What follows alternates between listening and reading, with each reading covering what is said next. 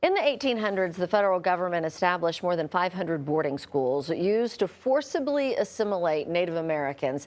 Thousands of them died. The schools were all officially closed in the 60s, but the trauma from what happened inside those walls still remains. 2 News Oklahoma's Isabel Flores speaks with tribal members to explain why acknowledging what happened in those schools is so important. It wasn't about an education, it was about assimilation. The Truth in Healing Act has been introduced to government to acknowledge the federally funded boarding schools that Native Americans were forced to attend to assimilate to American culture. And I am standing right here on one of those historical sites in the Pawnee Nation.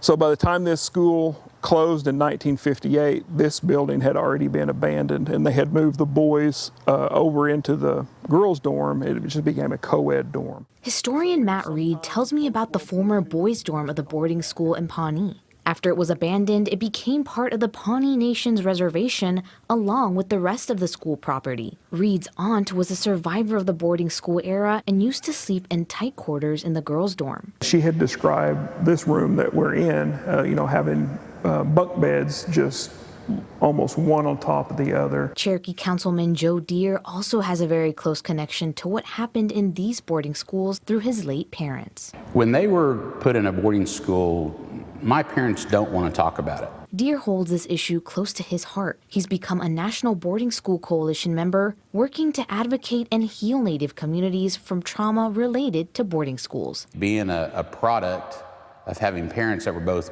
boarding school parents and showing how the boarding schools affected generations after those, and those kids that are products of those boarding schools. It all begins with these boarding schools, whether it's acting out in violence, acting out with alcohol abuse, then later on other substances abuse, and then how that plays out multiple generations, so then their kids grow up thinking that's normal behavior. Deere tells me he knows many people scarred from their experiences in boarding schools who can't open up about what happened. He says it will take several generations for Natives to truly heal. So I'm curious to see how this commission is going to work and interact with tribes when it does talk about how they can heal. In Pawnee, Isabel Flores, 2 News, Oklahoma.